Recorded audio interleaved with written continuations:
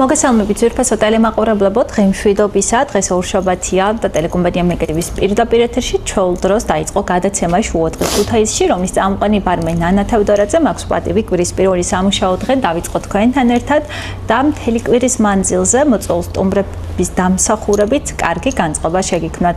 უჩვეულო ამინდი გვაქვს ისევ და ისევ ქუთაისში, საკმაოდ სუსხიანი, რომელსაც წვიმაც თან ერთვის.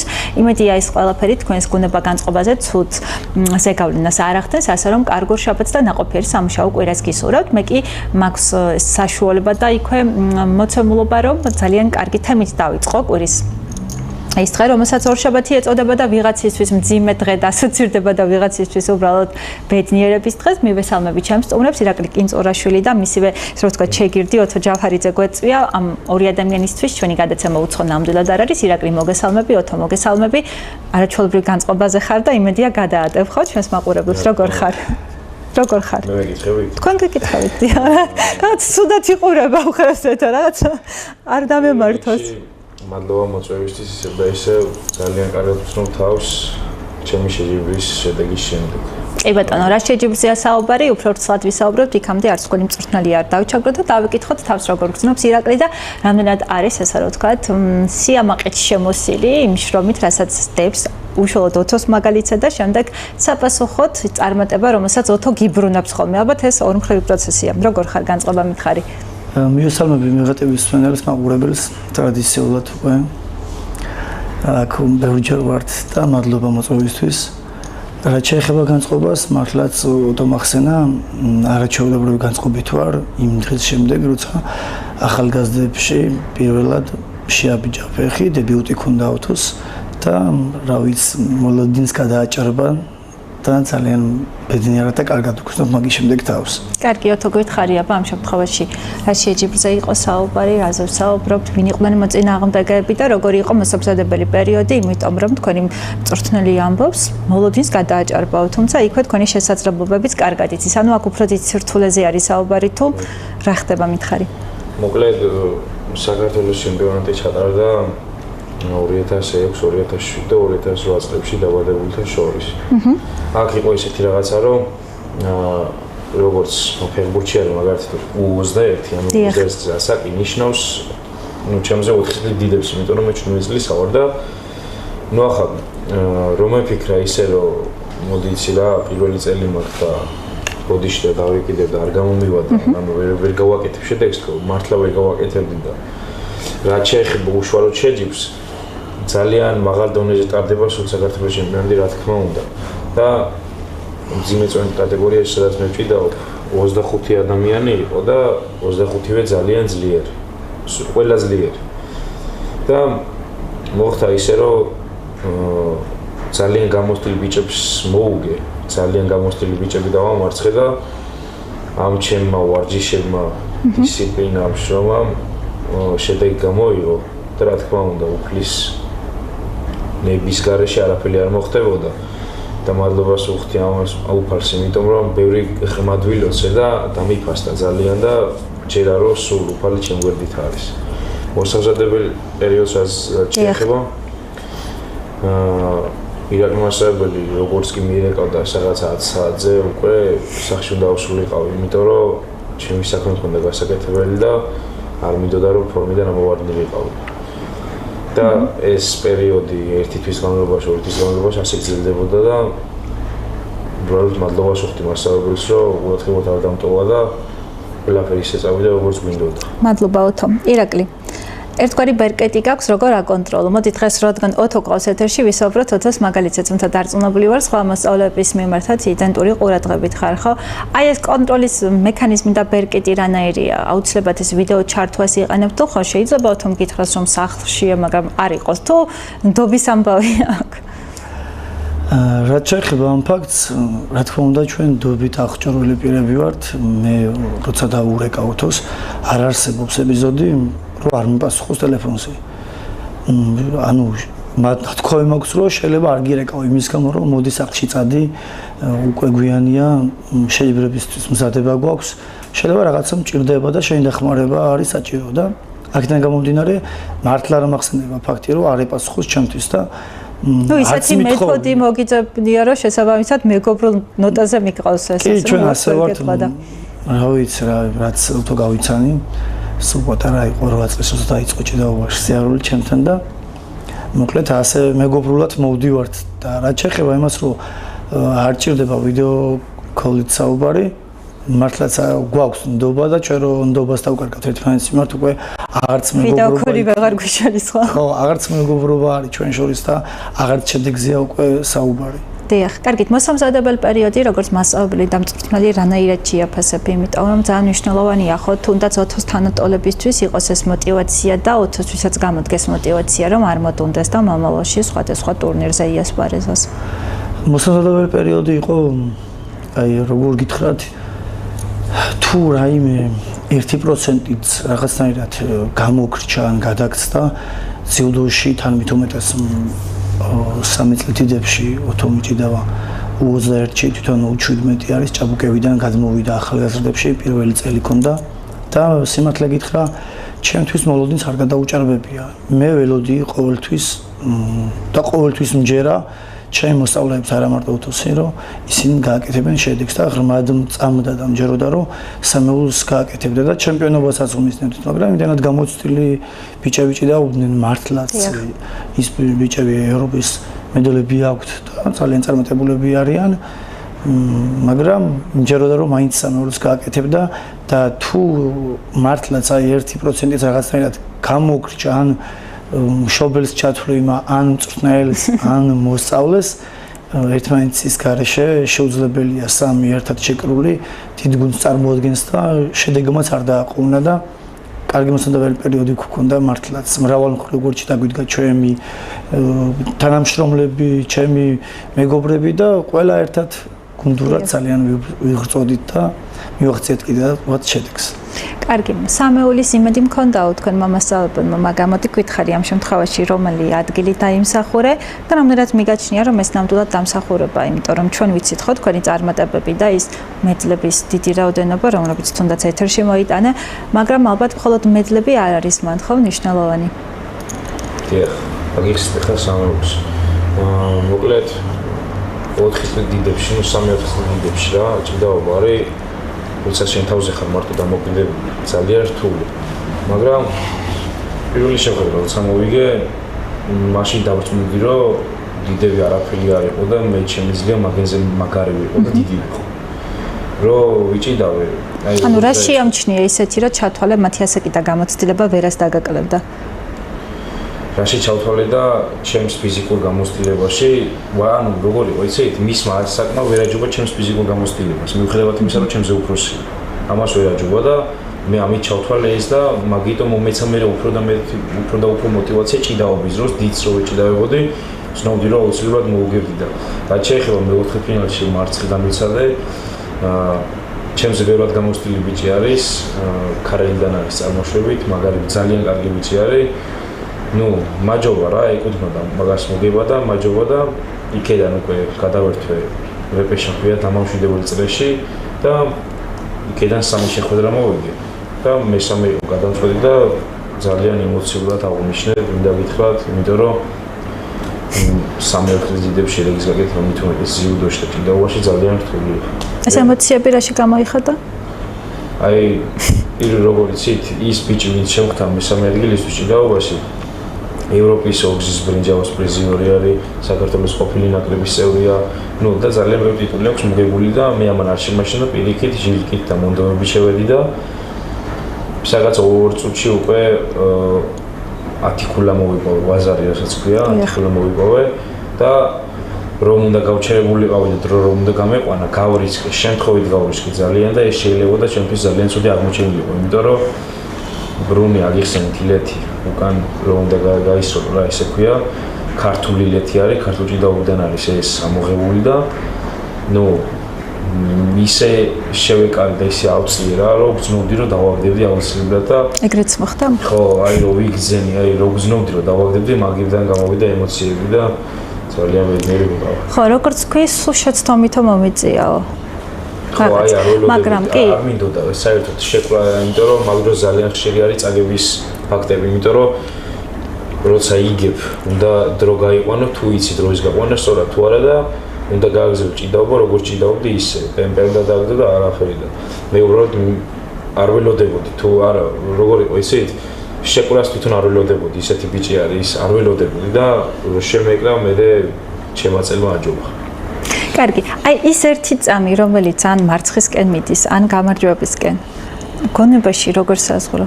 და რამდენად ისეთი არის, საუკუნე გრძელდება.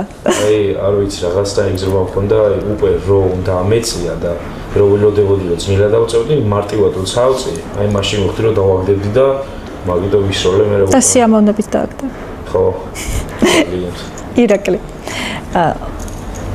აი ფსიქოლოგ ამბობს რომ ასაკმა არ შემაშინა, თუმცა ძმათმა ასე ვთქვათ გამოცდილებებმა, რომლებიც ევროპის ასპარეზზე მოიპოვეს. აი ეს საკუთარი თავის რწმენა წარმატების მოპოვებაში, თან საკუთარი თავის რწმენა ისე რომ მეტიჩრობაში არ გადაგვეზარდოს, ანუ ეს ოქროს შუალედი 8 წლიდან მუშაობ ამ თემაზე 4-თან თუ ალბათ არ შეიძლება, ხო რაღაც ერთ წელიწადში ისწავლო თუ რაღაც ჩვევაში არ გადაგეზარდა. ჩვენ ზოგადად მწვრთნელები, მასწავლებლები თავიდანვე ფსიქოლოგიურად ვუდგებით ბავშვებს, რადგან შევაყვაროთ ჯერ პირობითად აი სპორტის სახეობა, ან თუნდაც რაიმე საგანი. გაცნობის პროცესია, უმთავრესად პირველი შეგრძელებები და რა თქმა უნდა ფსიქოლოგიურ ნოტაზე დავიწყეთ და ასე ვაგრძელებთ ამ წუთებამდე და რაც შეეხება თოს ახალგაზრდების დებიუტს, იქამდე სანამ შეჯიბრი მოახლოვდა, დავიწყეთ ჩვენ ფიზიკური მომზადება აქვე ავტომშენებელზე ათლეტიკში, არაჩვეულებრივ ფიტნეს ინსტრუქტორთან, მამუკან ცუბიძესთან, რომელსაც უღმესი მადლობა მინდა გადავუხადო თქვენი ეთერის საშუალებით, ჩემი ბავშვობის მეგობარია და ვუთხარი თუ რაშიც გჭირდებოდა კონკრეტულად სიძლიერე. და არ დაიშურა მართლაც გადაღამი არ ეცინა იმის შემყურე რომ უნდა რომ ოტოს წარმოდებას მიეღწია. ასევე მინდა ნომერ მეჩვენეთ სპორტული სკოლის თითოეულ პედაგოგს, თითოეულ მწვრთნელს მადლობა გადაუხადო, რადგან ჩვენს დირექტორს ბატონ რევაზ ხახალაიშვილს და ყველას რომ აი ნაიპის ხელმძღვანელს აზა გულბიანს, ყველას ყოფილი ხელმძღვანელს კიდე კობა ფხაკაძეს, რადგან ეს ბიჭი ამ ადამიანების ხელში გაიზარდა და რა თქმა უნდა ჩემთან დაიწყო, მაგრამ ჩვენ გუნდურად მუშაობთ ზოგადად ქუთაისში და ძალიან ერთგულად მივყვებით ჩვენ საქმეს. და რაც შეეხება იმ ეპიზოდს, რომ ფსიქოლოგიურ ფაქტს ყველა ერთმანეთის გვერდით ვიდეგით და როცა მე თუ აღმოჩნდებოდით მარტო მყოფი, მეუბნებოდა რომ ასე მასალებელო ბოლო პირველი წელი არის ახლა დიდებში 3 წლის დიდებში მიწერსო და გულწრფელია ყოველთვის ჩემს მიმართ ნებისმიერ საკითხში და მითხრა რომ ცოტა ნერვიულობ და რა უჭირსო პირველი წელიაო და უკვე შევამჩნია რომ მასზე მეტად გამოცდილი ბიჭებია და არის ინფორმირებული ოთო ამასთან დაკავშირებით და ვუთხარი და მოუყვანა მაგალითი რომ აი მაგალითად ჩარჯის ვიადაური იყო 17 წლის ოლიმპიადა როცა მოიგო მეთქი და მე სხვა სპორტსმენების მაგალითებს ვუთხარი იგივე ბექაურზე იგივე ლაშაშავ და თუაშვილზე ხო და ამ ყველაფერმა იმოქმედა სპორტის თეორიასაც უნდა ფლობდი ამასთანავე მწვრთნელი მასწავლებელი რომ ბავშვს მოტივაცია აუმაღლო სამწუხაროდ სამოწესო ფილმები ქართული არ არის ცოტა არის ხო და რაც სამიკითხავს მოკლედ მაგას გამოვიყენებ და მაგითი ხელმძღვანელობ და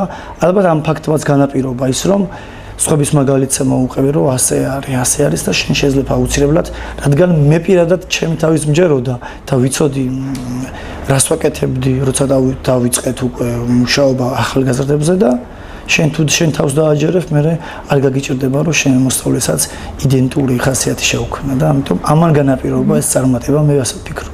მადლობა ირაკლი. ოთო შეჯიბრზე გასვლის წინა დღით წინა ღამით საკუთარ მესთან დიალოგი როგორია ხოლმე?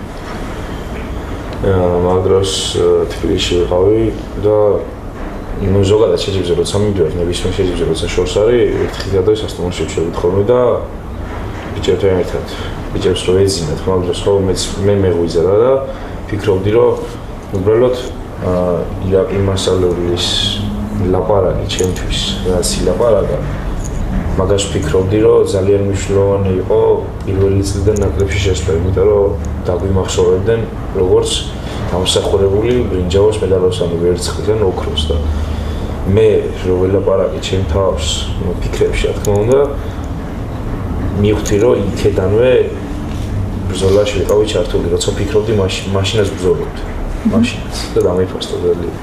კარგი, რამდენად კმაყოფილი ხარ ახლა ამ საანგარიშო წლის ნახევრით თუ რამდენად პროდუქტიული ხარ, როგორ ფიქრობ? ეს შედეგი ჩემთვის ძალიან დამაკმაყოფილებელია, იმიტომ რომ მოახსენე ბევრჯერ რომ დიდებში 3-4 დიდებში ვიჭიდავე და მესამე ადგილი რა პატარა შედეგი არ არის დიდებში რა და ჩემო საკში რომ მეო მესამე ადგილი კიდე გულნაწყენი ვიქნებოდი ცოტა, იმიტომ რომ მეტი შემიძლია ჩემო საკში და მაგიკო. თორე ხა ძალიან ბედნიერი. ამ წელს კიდე რა მოაგროვე ისეთი რისი გამოყოფა შეიძლება განსაკუთრებით? ეს ჯერ არაფერი, პირველი შეჯიბრი იყო ისიც საქართველოს ჩემპიონატი. ხა დაიწყება შეჯიბრება პირველი დაშლა. მაქვს სტამბულში. როდის ხდება ეგ ამბები? 2-3 მაისი არის ეს და შემდეგ მაქვს 30 მაისს ავსტრიაში. და აქედან გამომდინარე, ამ შეჯიბრებიდან გამომდინარე თუ მოხდა სასწაული რომ შედეგი გავაკეთე ორივეზე, იქიდან უკვე ევროპა იწყება და შემდეგ მსოფლიო და ასე შემდეგ. ანუ იმდენი სამუშაო გაქვს. შეიძლება მე გადაცემისთვის რო არ ქონდეს. თუ გამონახავ მაინც. კარგი, ირაკლი, საპასუხისმგებლოა ხო? ალბათ როცა პროფესიონალი ხარ და ამბიციური ხარ, თანაბრად უნდა იყოს პასუხისმგებლობა გააზრებული, როცა როგორც ლოკალურ, ასე საერთაშორისო. ანუ არ ხდება ხოლმე გარჩევადობა, რომ რაღაც ახლა მივდივართ ევროპაში და უფრო სერიოზულად მომოვიკიდოთ ამ ამბავს. ანუ როგორ გითხრათ? უპირველესად საქართველოს ჩემპიონატში არის რთული გამარჯვება, რადგან საქართველოს ჩემპიონატში ძალიან ძლიერი კონკურენცია არის, რომ სამეულში შეხვიდე. და უკვე ევროტურნირებზე იმდენად რთული არ არის, ვიდრე საქართველოს ჩემპიონატი. რადგან ჩვენთან ბევრი კარგი ტურნიროვანი მოჭიდავეები არიან და ჩვენ კიდე სიცხეში გვაქვს ეს ჭიდაობა ზოგადად და ფიქრობ იქეთ უფრო გავუადვილდება არა მარტო ოთოს, არამედ სხვა ნაკრების წევრებსაც.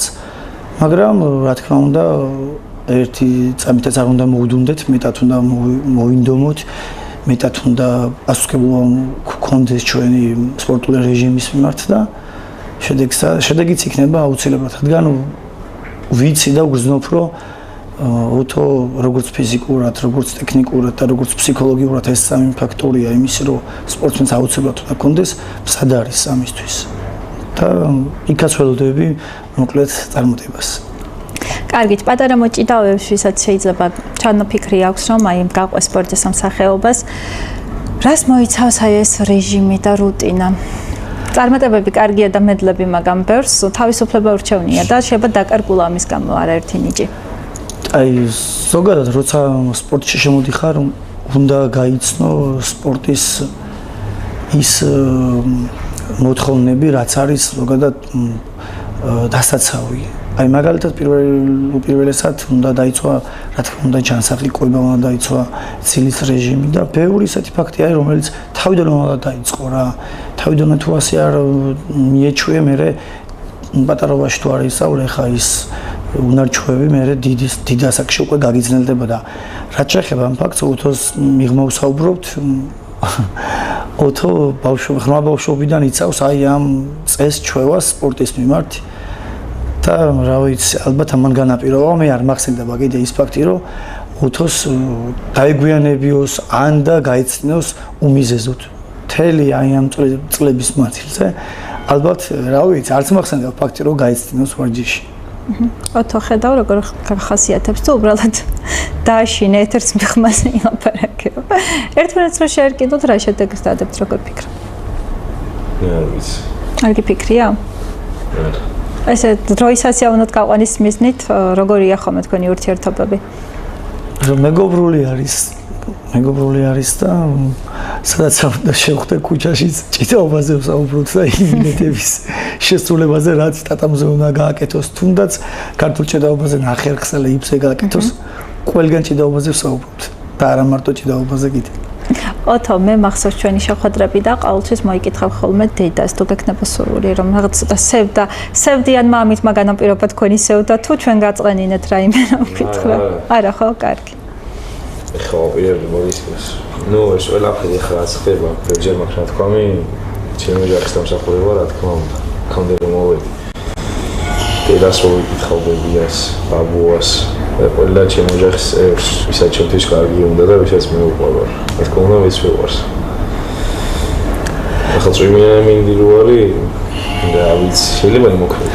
ის ოთო მარიცის ეს ფაქტი, როცა მესამე ადგილის ფინალში გადიოდა, შემომჭდია რომ ნერვიულობდა და უკვე გრძნობდი რომ ჩემი мотиваციის გარდა ვიღაცის თანადგომა კიდე სჭირდებოდა და არიც ახლა ეთერი საშუალებით ექსკლუზიურად ვეუბნები რომ მეთქი მარი ჩემი ხმაბავშვობის მეგობარი არის და მეთქი ასე მეკითხებოდა მწერდა არ არის საქართველოში რა ქნება როგორ არის მე ხო იცი ვერ ვუყურებ მაგის ჭიდაობას არც ამბებს გებულობ სანამ არ მორჩება ჭიდაობასა და მეთქი ახლა უკვე საჭიროა რომ შენ საელაპარაკო მეთქი რა რო უთხრა შენა თვალს პირველად ადევნებ თვალს ოთოს ჭიდაობას და იცოდე გიყურებ და გთხოვრო ეს შეხვედრაც გაიმარჯვე ერთი ნაბიჯი გიკლეო და მართლაც გასახდელში მოუძებნა თუ შევედი და მეთქი ას დედას უნდა საუბარი და დაილაპარაკე თქო და რა ვიცი ისეთი დიალოგი ქონდა და ალბათ თავად იტყვის ისე შემატა ემოცია განწყობა და სიძლიერე დედის იმ სატელეფონო საუბარმა რომ მაგანაც დიდი გავლენა იქონია რადგან დედებს უდიდესი ძალა აქვთ ჩვენს მიმართ და ზოგადად ჩვენს სამოტივაციო ნებისმიერ ასპექტში. ოთო, მოდი ახლა თავადაც უპასუხე. მიხვდი რომ ირაკლის ოინები იყო თუ აქამდე დედას არასოდეს ენახა თქვენი ჭიდაობა რატომ ის გადაწყვეტა მაინც და მაინც თუ ჩაწვდი. ვერ ხვდებოდი სიმართლე გითხრათ, მაგრამ ეხლა ანუ რას ვხვდებოდი იცით? ძალიან მნიშვნელოვანი რომ იყო მე დავიჯერე რომ დედაჩემ მართლა უყურებდა ჭიდაობას და ნუ ხა დედაჩემის სიტყვა რა თქმა უნდა ძალიან დიდი мотиваცია მომცა და უფრო მეტად სერიოზულად და მაგრად მოვეკიდე საქმეს, იმიტომ რომ წაგება არ მინდოდა, ან ძალიან არ მინდოდა წაგება და შეჯიბრის წინ სანამ გავდიოდი, სულობდი და ყველაფერს ვაკეთებდი მისთვის, რომ დედა გამეკეთებია და დედაჩემის ლაპარაკს კიდე რაც შეეხება ძალიან როგორ მილაპარაკებოდა, ისე გეგონება ტრიბუნებზე ისე გიყურებს, ისე მილაპარაკებოდა. მაგრამ გამოვიდა ყველაფერი კარგად რა. მადლობა. ირაკლი, მოდი სხვა მოჭიდავებზეც მიამბე, მაგალითად ძალიან პატარა თაობაზე.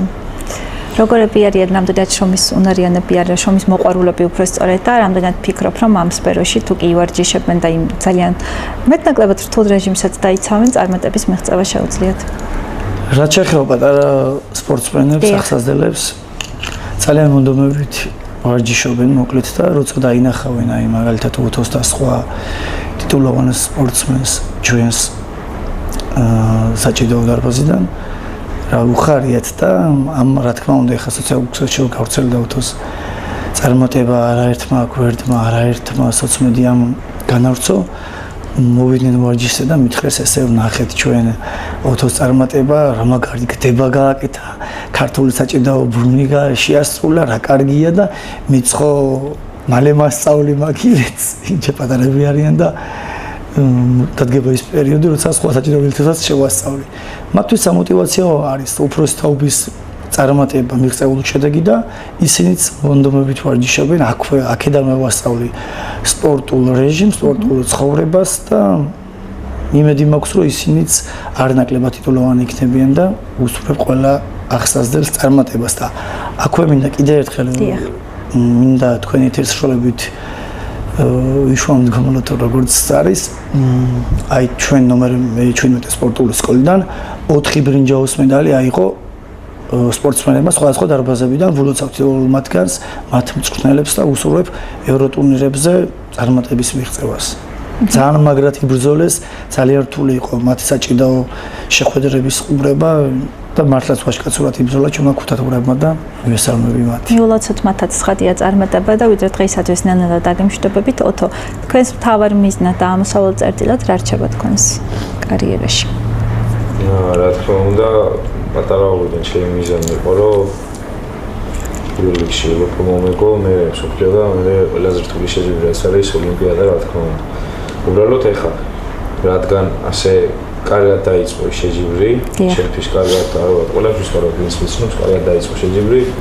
მინდა რომ ევროპის ჩემპიონატზე თუ მივიღებ მონაწილეობას, შედეგი გავაკეთო. ძალიან მინდა ევროპის და მსოფლიოს მედლები ამ წელს. ძალიან მაგარი იქნება ჩემთვის მაგალითად. და ამისთვის გავაკეთებ ყველაფერს. ბევრ წარმატებას გისურვებთ თქვენ, ბევრ წარმატებას გისურვებთ ასევე ირაკლი. მადლობა რომ დრო დაგვითმეთ და ეს კვირის პირველი სამუშაო დღე ორშაბათი დაიწყეთ ჩვენთან ერთად, დროებით დაგემშვიდობებით და ალბათ მაისის, ხო, ნუ შევხვდეთ ერთმანეთს მაისში წესით და მიმოვიხილოთ ესა თუ ის შეჯიბი. დროებით დაგემშვიდობებით, მადლობა რომ მონაწილეობდით გადაცემაში ნახვამდის.